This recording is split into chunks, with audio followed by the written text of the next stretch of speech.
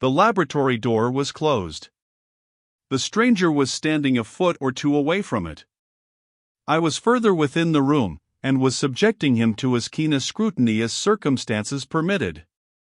Beyond doubt he was conscious of my observation, yet he bore himself with an air of indifference, which was suggestive of perfect unconcern. The fellow was Oriental to the fingertips, that much was certain, yet in spite of a pretty wide personal knowledge of Oriental people I could not make up my mind as to the exact part of the East from which he came. He was hardly an Arab, he was not a fellah, he was not, unless I erred, a Mohammedan at all. There was something about him which was distinctly not Mussulmanic. So far as looks were concerned, he was not a flattering example of his race, whatever his race might be. The portentous size of his beak-like nose would have been, in itself, sufficient to damn him in any court of beauty. His lips were thick and shapeless, and this, joined to another peculiarity in his appearance, seemed to suggest that, in his veins there ran more than a streak of Negro blood. The peculiarity alluded to was his semblance of great age. As one eyed him, one was reminded of the legends told of people who have been supposed to have retained something of their pristine vigor after having lived for centuries. As, however, one continued to gaze, one began to wonder if he really was so old as he seemed, if, indeed, he was exceptionally old at all. Negroes, and especially negresses, are apt to age with extreme rapidity.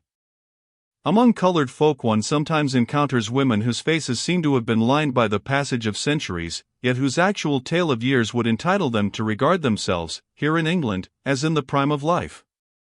The senility of the fellow's countenance, besides, was contradicted by the juvenescence of his eyes. No really old man could have had eyes like that. They were curiously shaped, reminding me of the elongated, faceted eyes of some queer creature, with whose appearance I was familiar, although I could not, at the instant, recall its name. They glowed not only with the force and fire, but, also, with the frenzy of youth. More uncanny-looking eyes I had never encountered. Their possessor could not be, in any sense of the word, a clubable person. Owing, probably, to some peculiar formation of the optic nerve, one felt, as one met his gaze, that he was looking right through you. More obvious danger signals never yet were placed in a creature's head. The individual who, having once caught sight of him, still sought to cultivate their owner's acquaintance, had only himself to thank if the very worst results of frequenting evil company promptly ensued. It happens that I am myself endowed with an unusual tenacity of vision. I could, for instance, easily outstare any man I ever met. Yet, as I continued to stare at this man, I was conscious that it was only by an effort of will that I was able to resist a baleful something which seemed to be passing from his eyes to mine.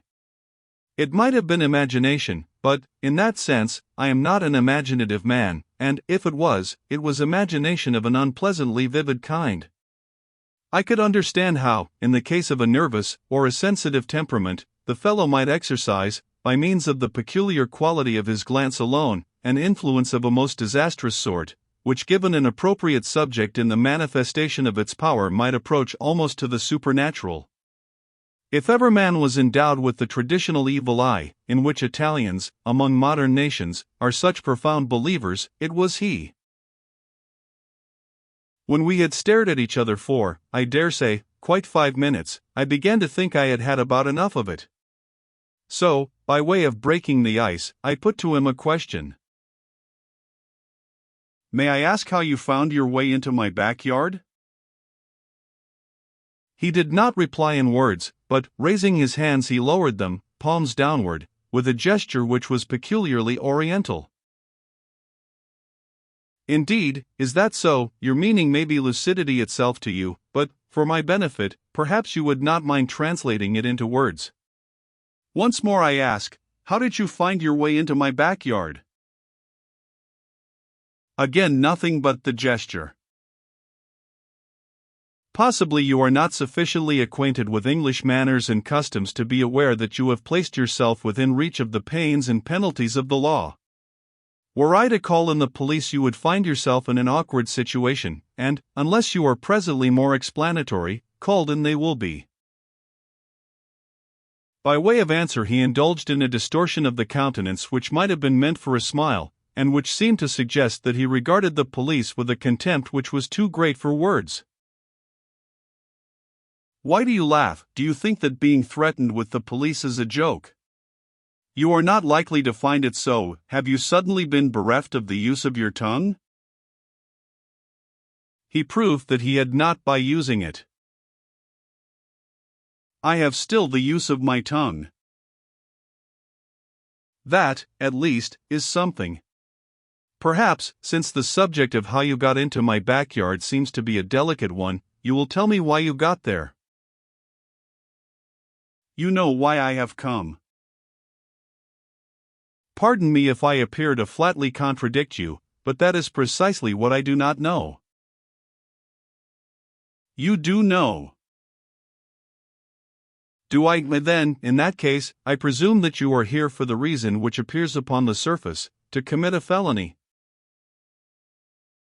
You call me thief? What else are you? I am no thief. You know why I have come. He raised his head a little. A look came into his eyes which I felt that I ought to understand, yet to the meaning of which I seemed, for the instant, to have mislaid the key. I shrugged my shoulders.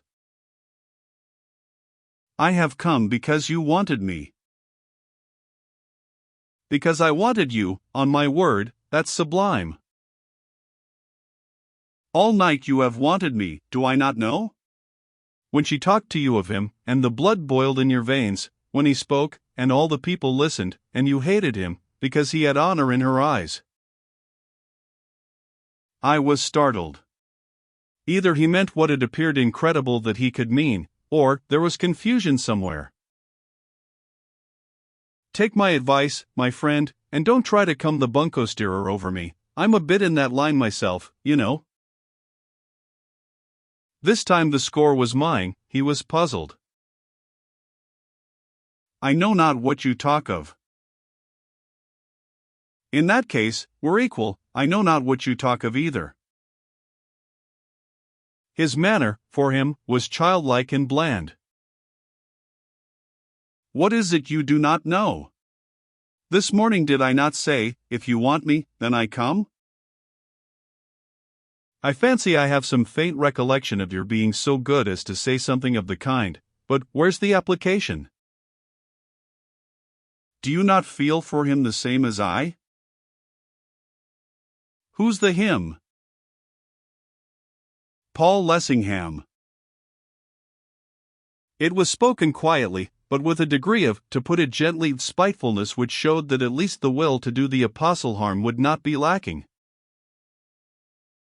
And, pray, what is the common feeling which we have for him? Hate. Plainly, with this gentleman, hate meant hate, in the solid Oriental sense. I should hardly have been surprised if the mere utterance of the words had seared his lips. I am by no means prepared to admit that I have this feeling which you attribute to me, but, even granting that I have, what then? Those who hate are kin. That, also, I should be slow to admit, but, to go a step farther, what has all this to do with your presence on my premises at this hour of the night? You love her. This time I did not ask him to supply the name, being unwilling that it should be soiled by the traffic of his lips. She loves him, that is not well. If you choose, she shall love you, that will be well. Indeed, and pray how is this consummation which is so devoutly to be desired to be brought about? Put your hand into mine. Say that you wish it. It shall be done. Moving a step forward, he stretched out his hand towards me. I hesitated. There was that in the fellow's manner which, for the moment, had for me an unwholesome fascination. Memories flashed through my mind of stupid stories which have been told of compacts made with the devil. I almost felt as if I was standing in the actual presence of one of the powers of evil. I thought of my love for Marjorie, which had revealed itself after all these years, of the delight of holding her in my arms, of feeling the pressure of her lips to mine. As my gaze met his, the lower side of what the conquest of this fair lady would mean burned in my brain, fierce imaginings blazed before my eyes. To win her, only to win her. What nonsense he was talking! What empty brag it was! Suppose, just for the sake of the joke, I did put my hand in his, and did wish, right out, what it was plain he knew. If I wished, what harm would it do? It would be the purest jest.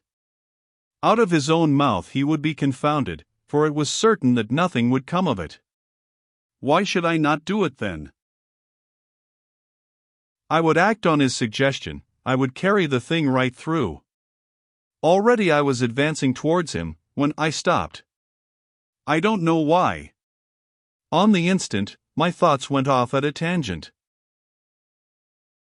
What sort of a blackguard did I call myself that I should take a woman's name in vain for the sake of playing fool's tricks with such scum of the earth as the hideous vagabond in front of me, and that the name of the woman whom I loved? Rage took hold of me. "You hound!" I cried. In my sudden passage from one mood to another, I was filled with the desire to shake the life half out of him. But so soon as I moved a step in his direction, intending war instead of peace, he altered the position of his hand, holding it out towards me as if forbidding my approach. Directly he did so, quite involuntarily, I pulled up dead, as if my progress had been stayed by bars of iron and walls of steel. For the moment, I was astonished to the verge of stupefaction. The sensation was peculiar. I was as incapable of advancing another inch in his direction as if I had lost the use of my limbs. I was even incapable of attempting to advance.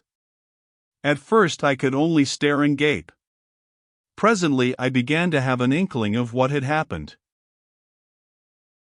The scoundrel had almost succeeded in hypnotizing me. That was a nice thing to happen to a man of my sort at my time of life. A shiver went down my back. What might have occurred if I had not pulled up in time? What pranks might a creature of that character not have been disposed to play?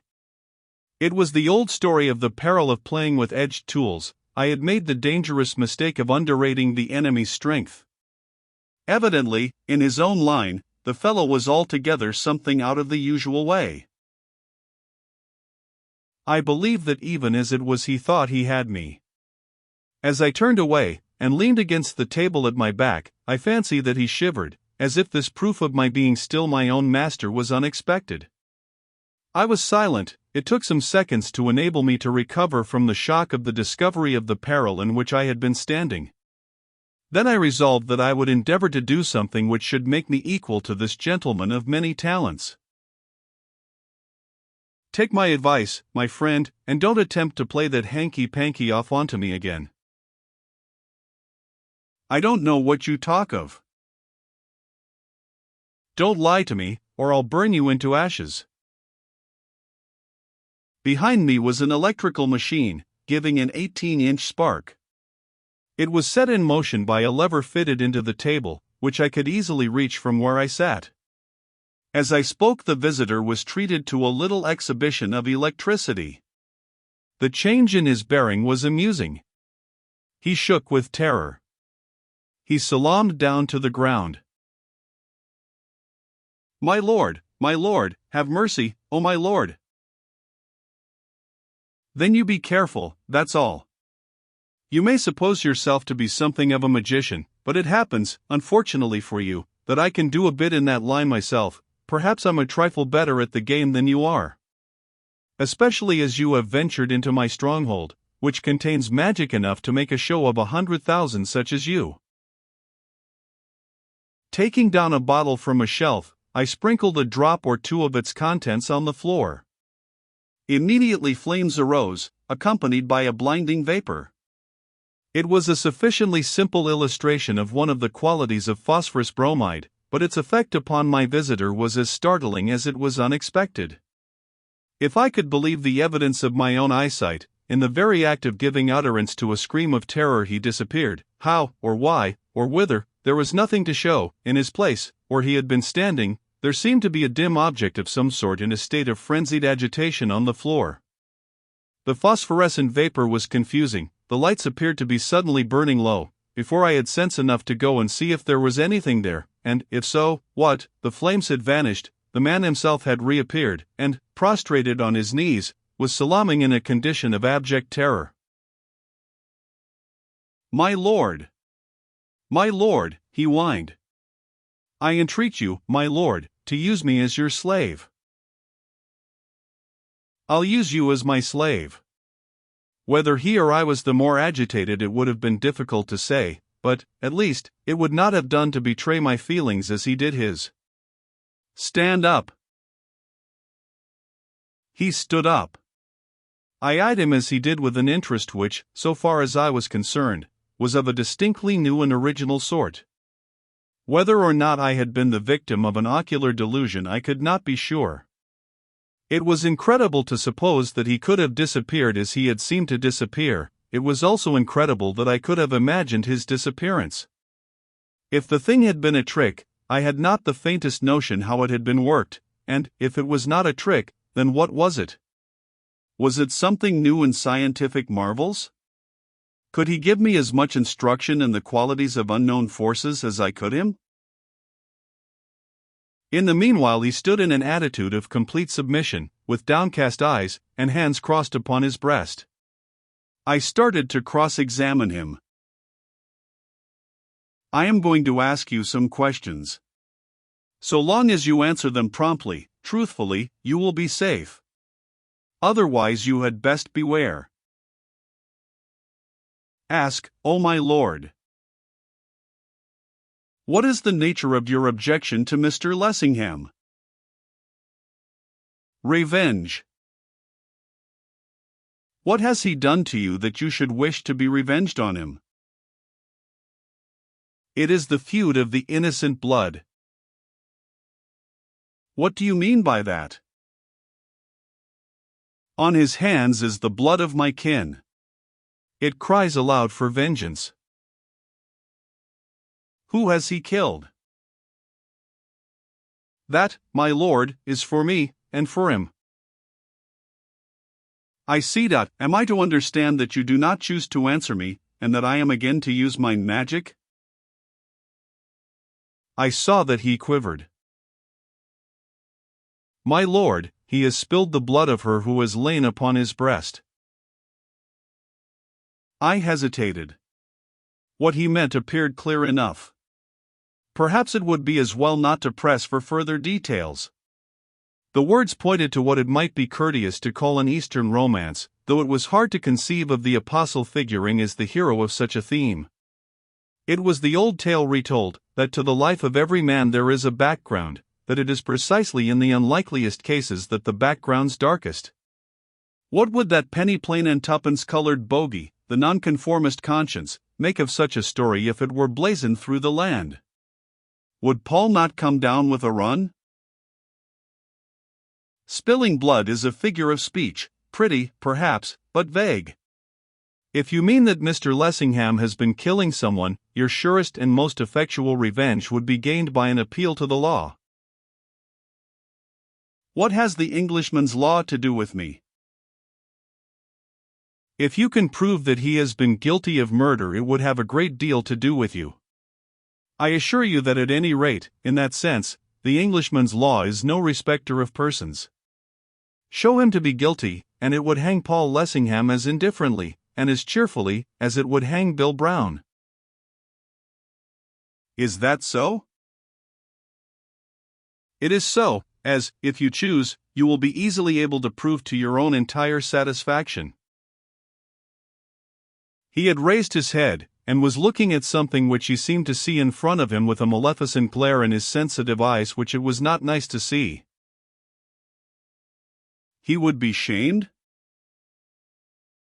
Indeed he would be shamed. Before all men? Before all men, and, I take it, before all women too. And he would hang? If shown to have been guilty of willful murder, yes. His hideous face was lighted up by a sort of diabolical exultation which made it, if that were possible, more hideous still. I had apparently given him a wrinkle which pleased him most consummately. Perhaps I will do that in the end.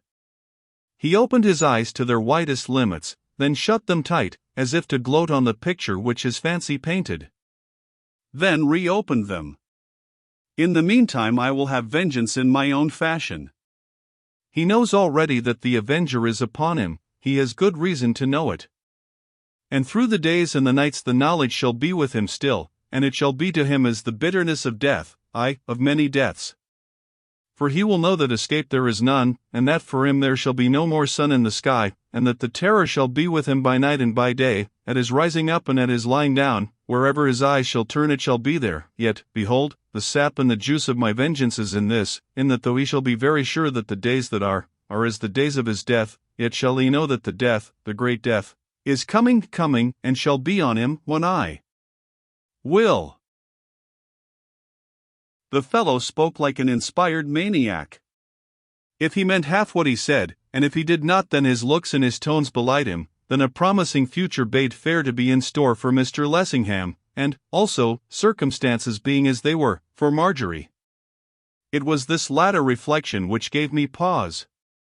Either this imprecatory fanatic would have to be disposed of, by Lessingham himself, or by someone acting on his behalf, and, so far as their power of doing mischief went, his big words proved empty windbags, or Marjorie would have to be warned that there was at least one passage in her suitor's life, into which, ere it was too late, it was advisable that inquiry should be made. To allow Marjorie to irrevocably link her fate with the apostles, without being first of all made aware that he was, to all intents and purposes, a haunted man that was not to be thought of. You employ large phrases. My words cooled the other's heated blood. Once more his eyes were cast down, his hands crossed upon his breast. I crave my Lord's pardon.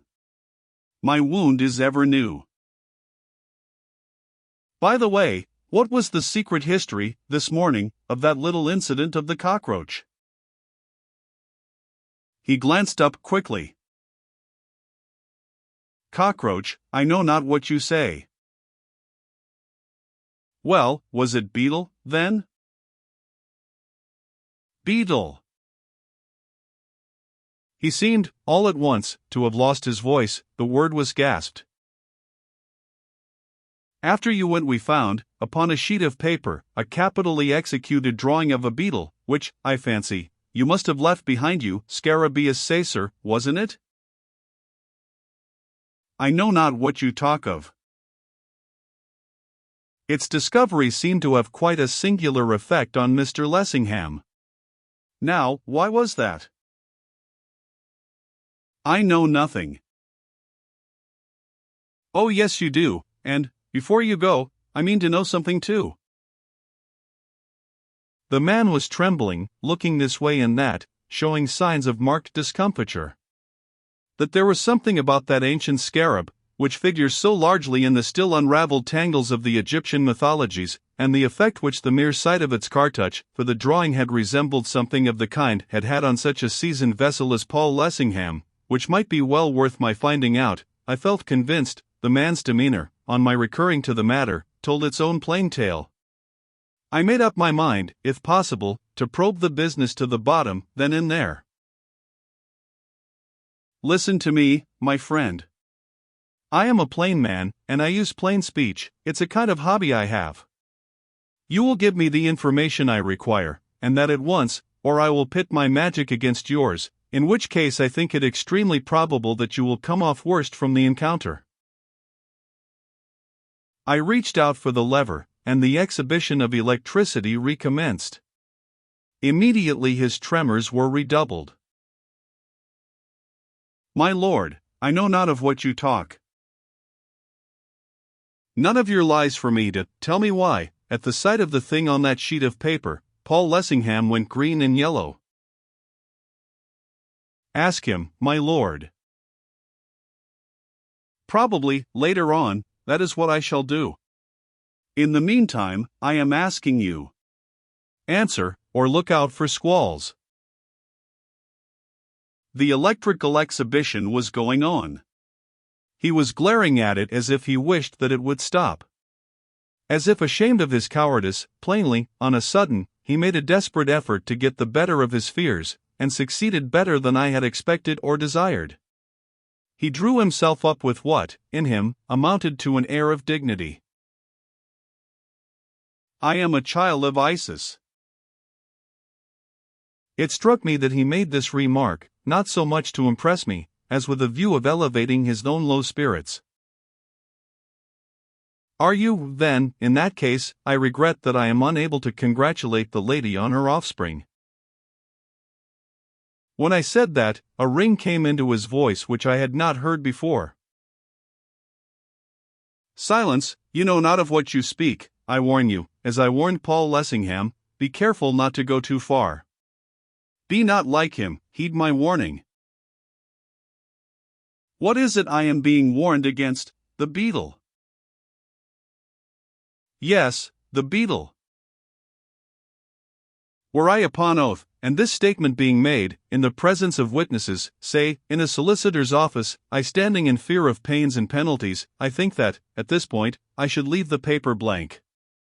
No man likes to own himself a fool, or that he ever was a fool, and ever since I have been wondering whether, on that occasion, that child of Isis did, or did not, play the fool with me. His performance was realistic enough at the time, heaven knows. But, as it gets farther and farther away, I ask myself, more and more confidently, as time effluxes, whether, after all, it was not clever juggling, superhumanly clever juggling, if you will, that, and nothing more. If it was something more, then, with a vengeance.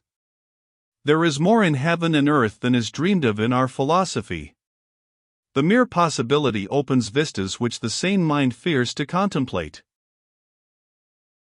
Since, then, I am not on oath, and, should I fall short of verbal accuracy, I do not need to fear the engines of the law, what seemed to happen was this.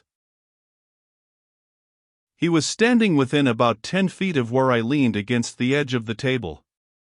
The light was full on, so that it was difficult to suppose that I could make a mistake as to what took place in front of me.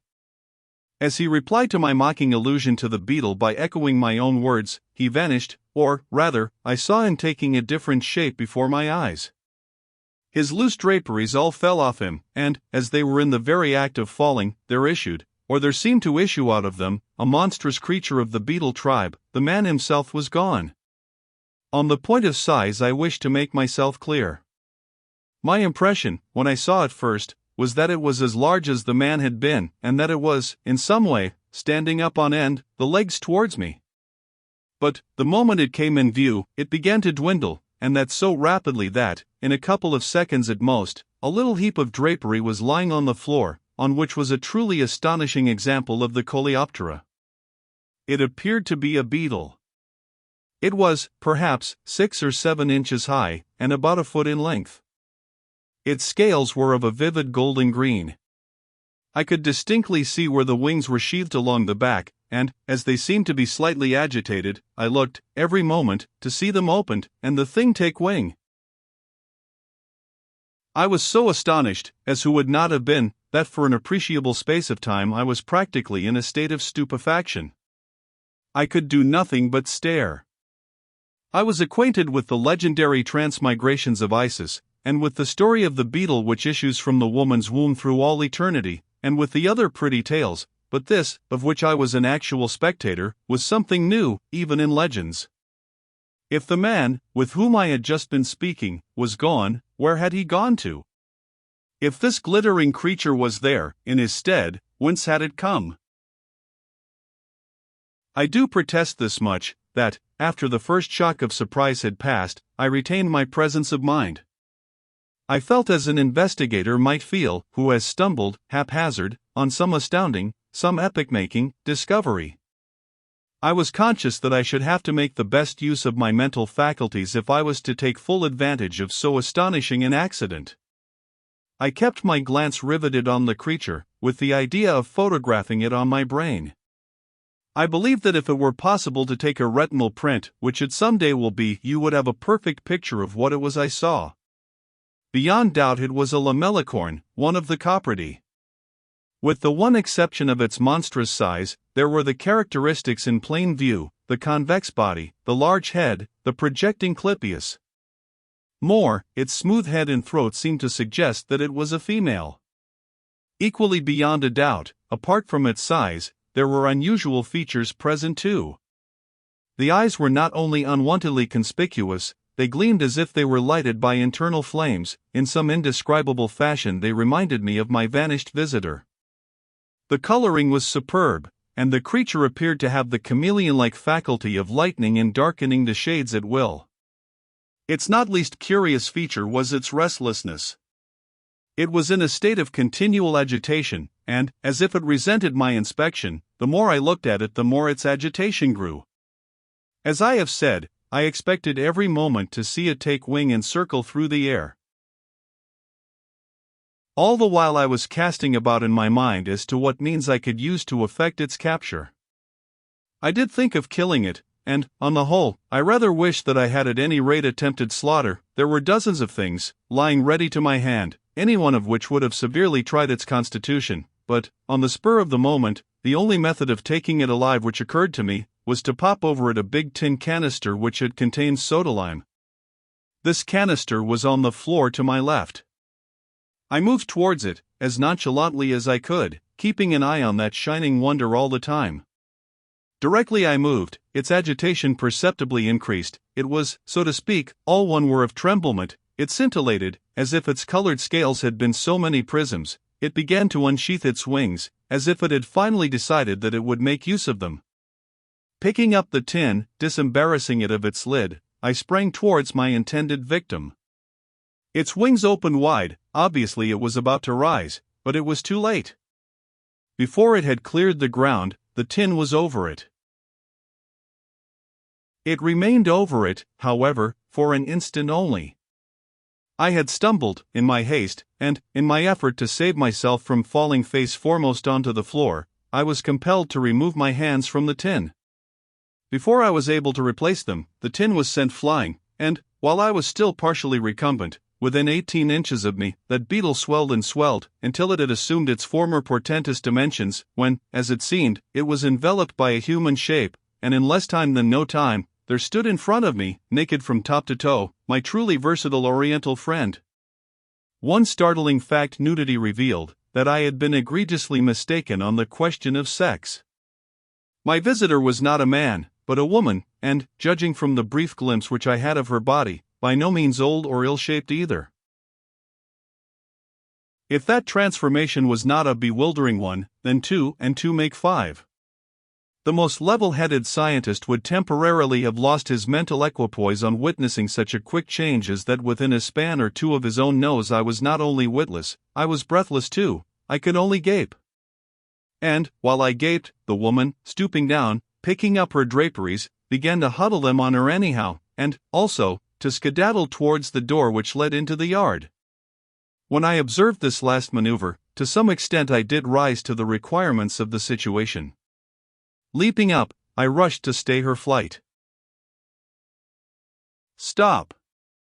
I shouted. But she was too quick for me. Ere I could reach her, she had opened the door, and was through it, and, what was more, she had slammed it in my face.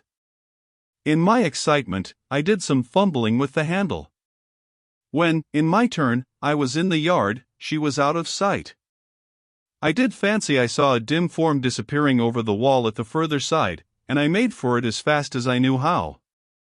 I clambered onto the wall, looking this way and that, but there was nothing and no one to be seen. I listened for the sound of retreating footsteps, but all was still. Apparently I had the entire neighborhood to my own sweet self. My visitor had vanished. Time devoted to pursuit I felt would be time ill spent. As I returned across the yard, Woodville, who still was taking his rest under the open canopy of heaven, sat up. Seemingly my approach had roused him out of slumber. At sight of me he rubbed his eyes, and yawned, and blinked. "I say," he remarked, not at all unreasonably, "where am I?" You're on holy or on haunted ground, hang me if I quite know which, but that's where you are, my boy. By Jove, I am feeling queer, I have got a headache, don't you know? I shouldn't be in the least surprised at anything you have, or haven't, I'm beyond surprise. It's a drop of whiskey you are wanting, and what I'm wanting too, only, for goodness sake, drop me none of your drops. Mine is a case for a bottle at the least. I put my arm through his, and went with him into the laboratory. And, when we were in, I shut, and locked, and barred the door.